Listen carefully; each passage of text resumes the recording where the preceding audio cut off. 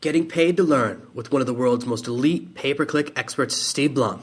Today's episode is brought to you by Aweber.com. Start your free trial today at servenomaster.com/Aweber. Are you tired of dealing with your boss? Do you feel underpaid and underappreciated? If you want to make it online, fire your boss and start living your retirement dreams now, then you've come to the right place. Welcome to SNM009 Podcast, where you'll learn how to open new revenue streams and make money while you sleep. Presented live from a tropical island in the South Pacific by best-selling author Jonathan Green. Now, here's your host.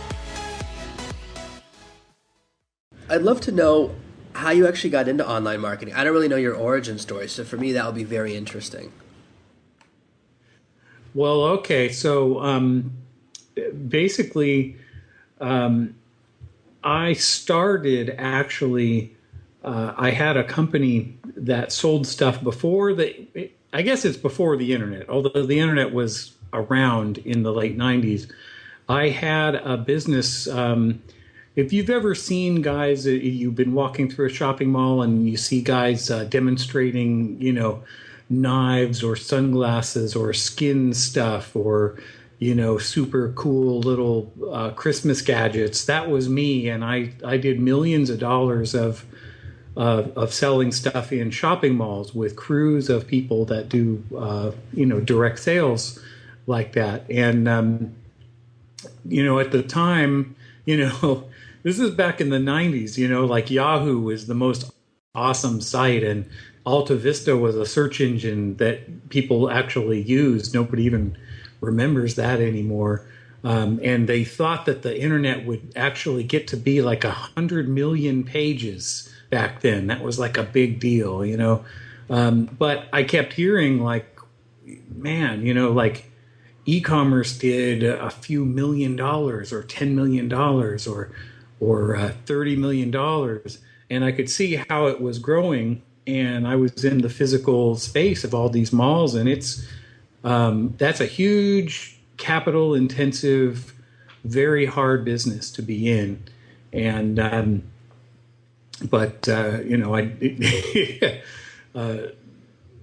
just thousands and thousands of transactions, $20 here, $40 there.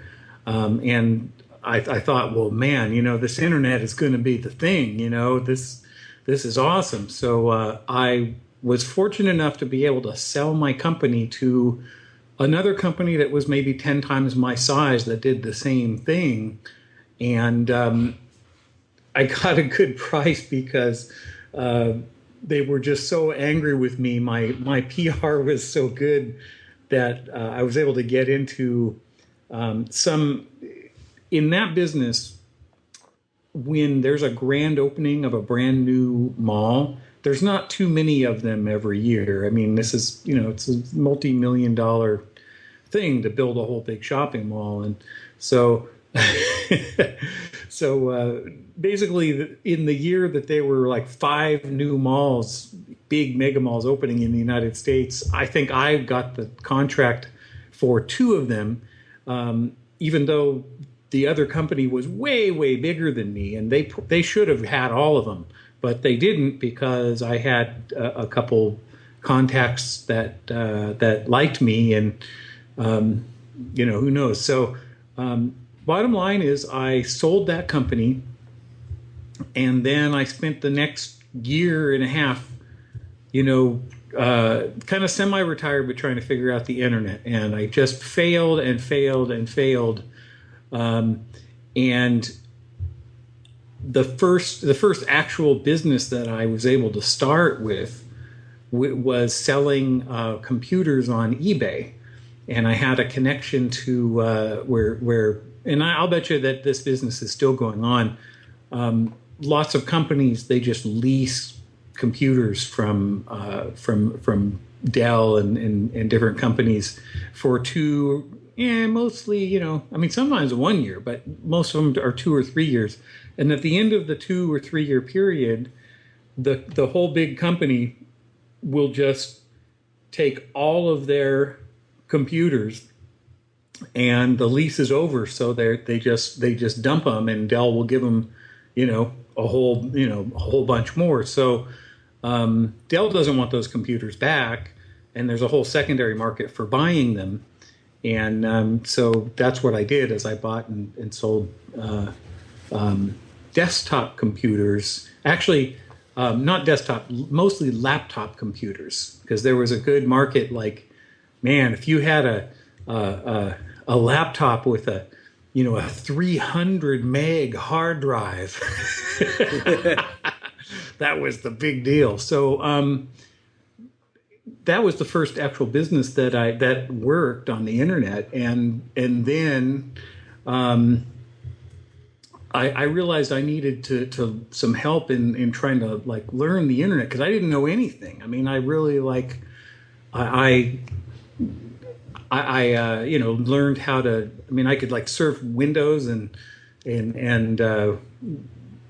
type some stuff. I could barely use Excel. I didn't really know anything. So I wanted to learn how to build web pages, but it was really complicated. And so I decided I wanted to work for somebody for a while to just to learn. But what ended up happening is nobody would hire me. So I had to start my own company. And that's always worked for me is if nobody will let you in the front door, you just start a company and you jam, You can always hire somebody that has the skills, that knows what you need, if you can sell a little bit. So that really kind of saved me. But that was my first real business that worked, and I'd recommend that to anybody to start. If you don't know anything about the whole internet marketing thing, when I started, everything was a lot more innocent. Everything was brand new. People didn't really there wasn't even pay-per-click. There was no Google AdWords even. No, people thought that was ridiculous, to actually pay for traffic back then. I mean, that's how innocent everything was. So that's how. That's a little bit about how I got started. It wasn't an overnight success for sure. How did you move from that into becoming a real pay-per-click expert with Google? How did you transition, and what was your journey? Well, we had a few different things that happened before we had pay-per-click. We had email, and email marketing was huge. And I started with Laura Betterly and two other people, a company back in the early 2000s. It was a database consulting company, but we did a lot of email, and because Laura back then had started a company called PCDJ, which was the first dual MP3 app for DJs, so that they could mix, regular vinyl records. They could mix MP3s like vinyl records, and so that was a real big deal at the time. And that company failed because too many investors got involved, and it kind of got a little bit crazy around that. This is the first .com rush. But Laura did realize something kind of interesting about it. They got a lot of people that signed up and used their software and learned a lot of stuff about how to make that business work. But she noticed that most of the actual money that they made didn't really come from the software. It came from their mailing list. They had an email list of about 1 million people that were musicians, DJs, people that were really interested in music and technology. And so we worked out a deal with another company, and that company, PCDJ, just kind of went bust, and she lost all of her stock in the company. Or not all of it. The stock just became worthless, and eventually long story, but But she realized that, hey, this email, there's a lot of power in email. And if you can send an email to 1 million people in a day, you can make a lot of money. And this is before the Canned Spam Act and all that stuff. But that's kind of what we did is we had a big database, and we had a bunch of different permission-based opt-in, email lists of different things, and we charged clients to send an email to whatever, a couple 100,000 people, 1 million people. Lots of companies are still doing that to this day. They're just adding more bits to their database. So it's not just now like, here's John with his email address and here's where he signed up to be part of this email list. Now they know a lot more about you, so they can charge more for a little more targeted list. But we had that company going for 2 or 3 years. And then when the Canned Spam Act started coming down, it was like a perfect storm of a few things, because Google had just started AdWords, and about a year before that, or 2 years before that, the Overture guy started, which was the go-to search engine. You probably don't even, this is all before your time, I think, Jonathan. But actually, the guy who actually started pay-per-click, his name is Bill Gross, and he has a company called Idea Lab. And he started this search engine called GoTo, and he was a really far-thinking guy. He worked out a deal with Yahoo to buy all their clicks for 10 cents, just every click. And he guaranteed, I'm going to pay you 10 cents for every click. And then he opened up GoTo search engine at the same time so people could bid, because he felt that the market would come and people would realize the value of buying web visitors to come to their site. And hopefully that was going to happen before he went bankrupt. and that's what he did. And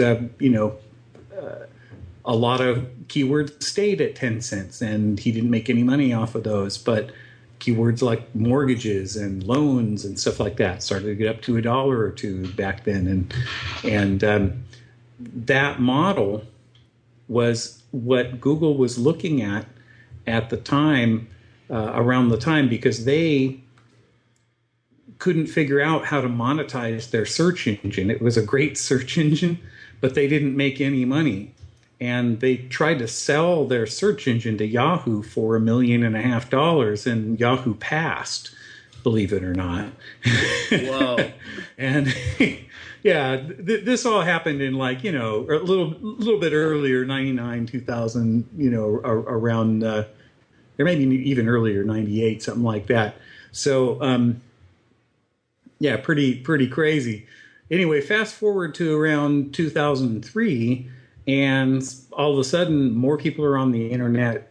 Email went from like a really friendly, you've got mail, to people being, inundated with too many marketing messages, and spam started becoming a big problem. And then the Canned Spam Act started to come down. So I kind of saw the writing on the wall.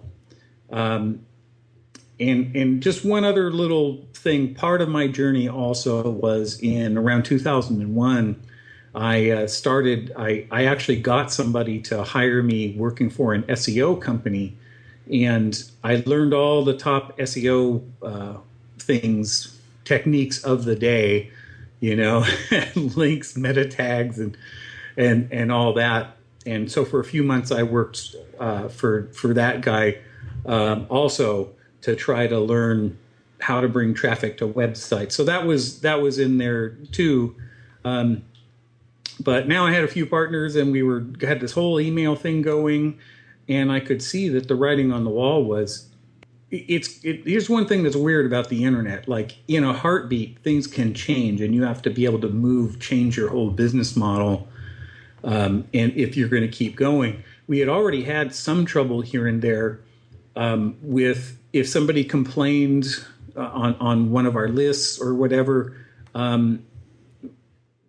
we had admins that would take down one of our servers or just like take one of our domains off offline, and we didn't have any recourse, even if the people were crazy, you know. So we'd have to change servers, change hosts sometimes, which is like rebuilding your business overnight, you know. And we always took the people off the list if they complained or whatever.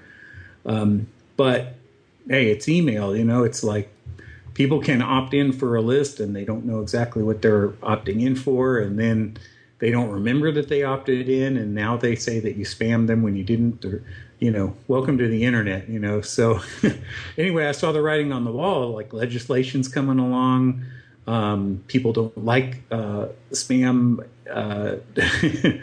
at all. They don't like a lot of commercial messages. I have to find a legal way to bring traffic to my website, and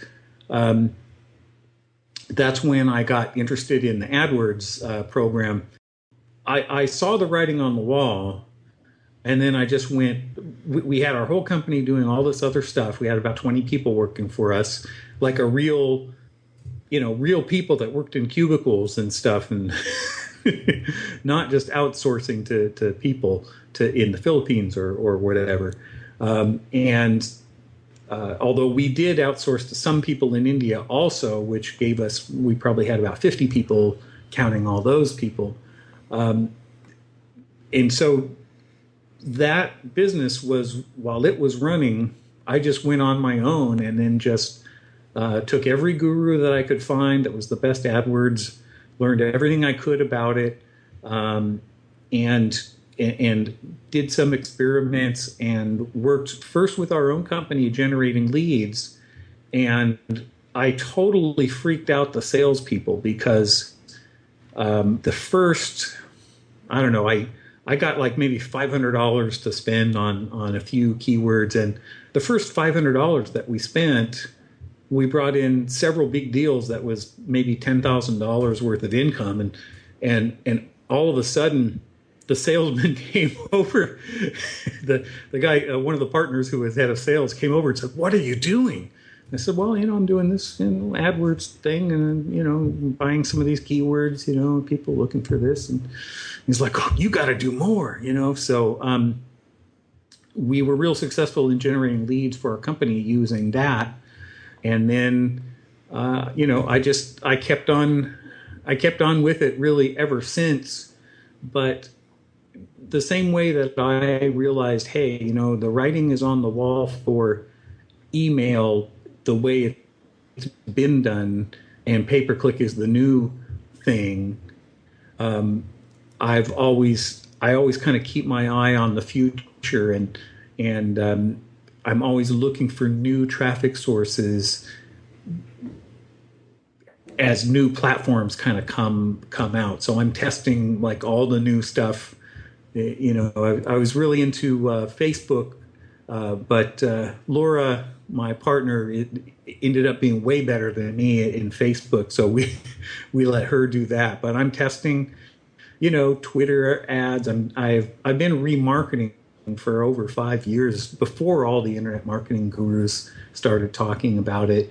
And I've tried almost every platform there is to try to, you know, buy traffic, because, you know, you don't want all your eggs in one basket with traffic, no matter how great it is.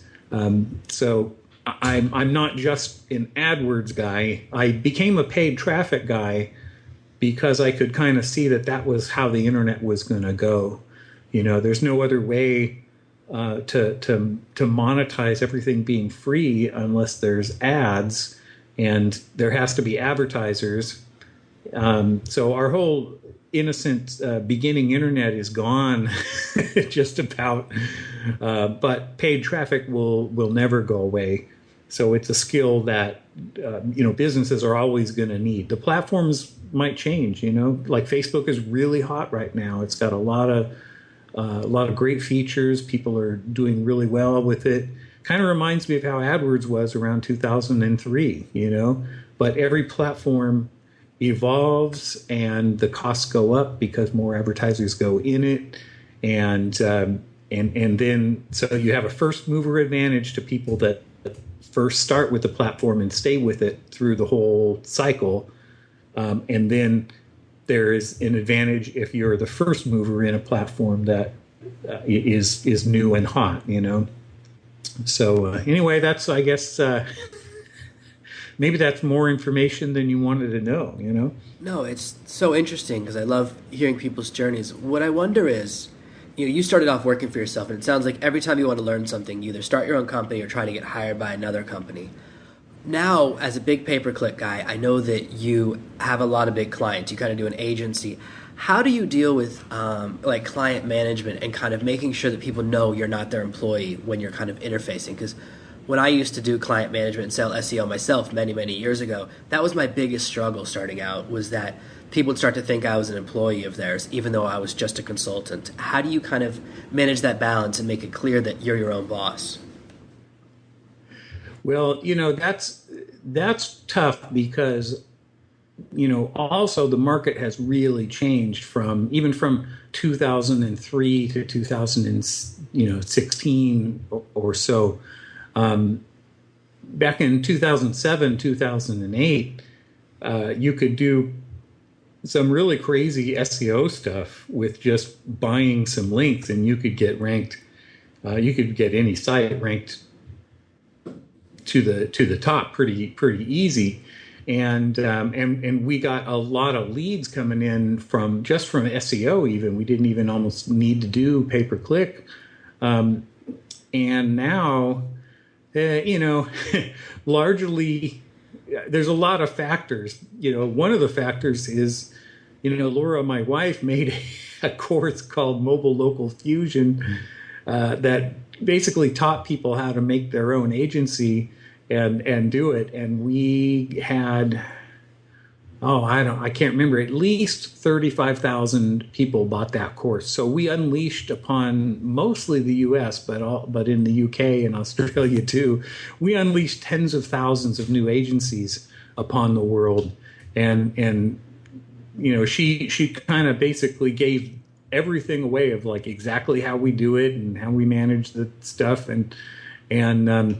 So as a result of that, now there's a lot more competition with agencies, and people are cold calling all kinds of small businesses to try to get the business, and it's grown up and it's more professional, and there's real sales teams and real good presentations and lots more tools to give really professional reports to clients and stuff like that.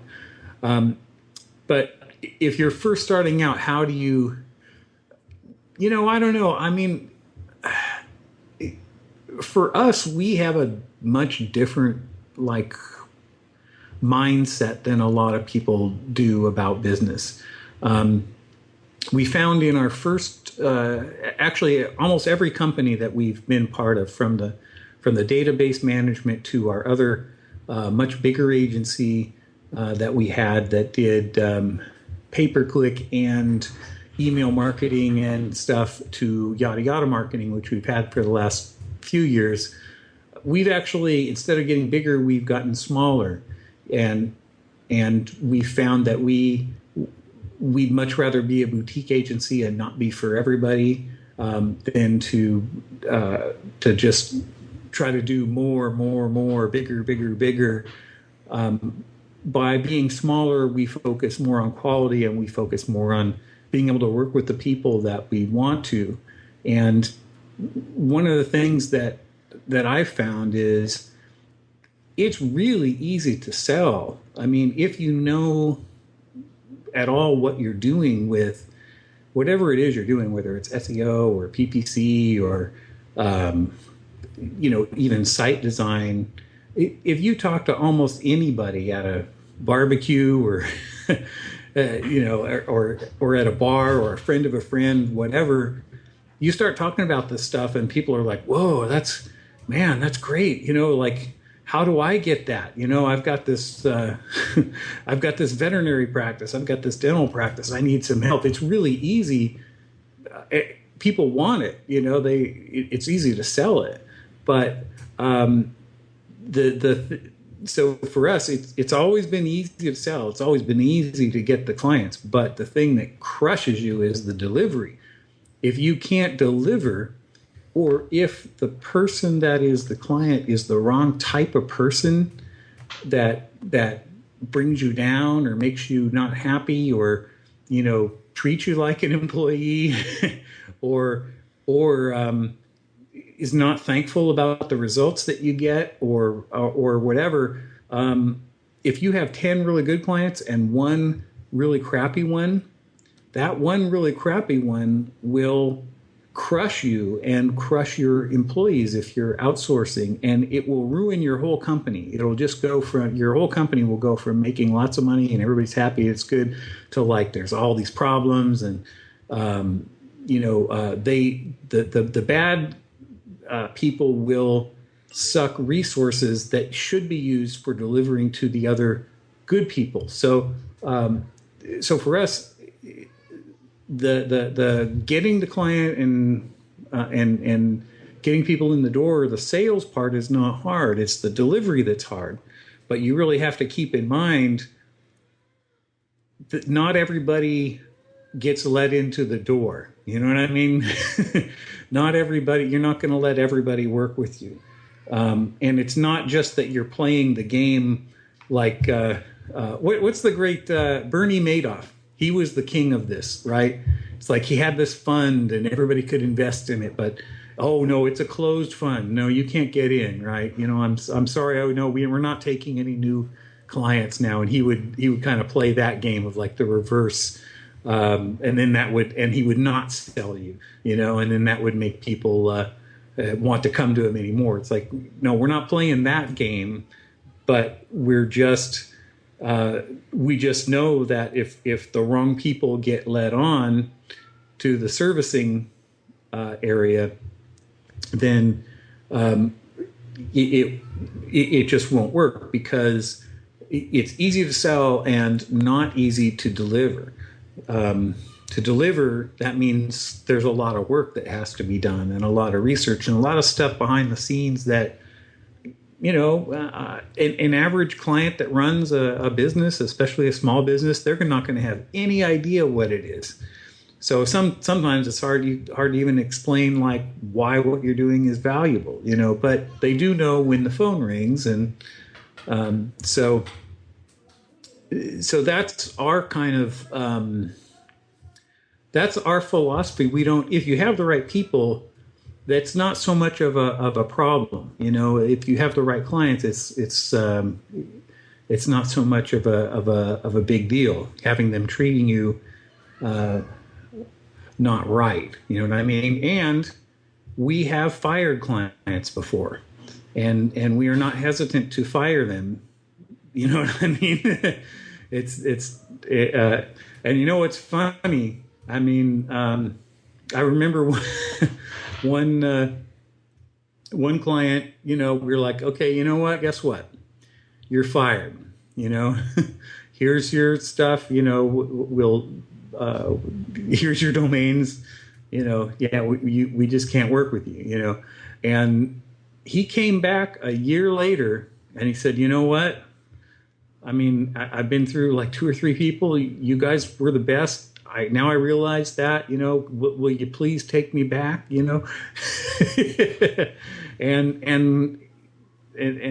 we did give him another chance. And overall, they've been a client for just years and years, and no problem with them for like the last 3 years. So you have to not be hesitant about getting your needs met in the relationship, Yeah, I think that makes a lot of sense. I really appreciate you spending so much time with me today. I know you're super busy with so many things going on, so it really means a lot to me, and I know my listeners are really excited to hear from one of the great kings of pay-per-click. So I guess, I'll leave you with one other concept here, which is no matter what you're doing, whether you're a coder or whether you're a graphics guy or whatever, if you look at the Olympics and you look at the top cyclists or the top boxers or the top runners, the top three guys, the only thing that separates those guys who are from that are number one or number two, it's like a tenth of a second. You know what I mean? And the difference between the guy who's number one and the guy who's number 30 or 70 might only be 20 seconds or 10 seconds. It's not that big. So you don't have to be that much better than everybody else. But if you can do that extra little bit to be, 1/10 of a second better, if one out of 100 people, one more person clicks on your ad than somebody else, that makes a whole cascading thing of things that all work to your advantage. So whatever people are going to learn, I just encourage them to go the extra mile and be the very best that you can be, because it will definitely pay off. Wonderful. Thank you so much for giving us so much information and sharing so much of your time with us. Okay, you got it, Jonathan. All right. Thank you so much, buddy. All right. Well, we'll see you soon, man. Okay. Bye. Bye-bye. To celebrate the launch of this podcast, I'm giving away some epic prizes. You could win an Amazon tap and have me personally turn you into a best-selling author. To win your part of over $20,000 in prizes, go to servenomaster.com/contest. Thank you for listening to this week's episode of Serve No Master. Make sure you subscribe so you never miss another episode. We'll be back tomorrow with more tips and tactics on how to escape that rat race. Head over to servenomaster.com/podcasts now for your chance to win a free copy of Jonathan's bestseller, Serve No Master. All you have to do is leave a 5-star review of this podcast. See you tomorrow.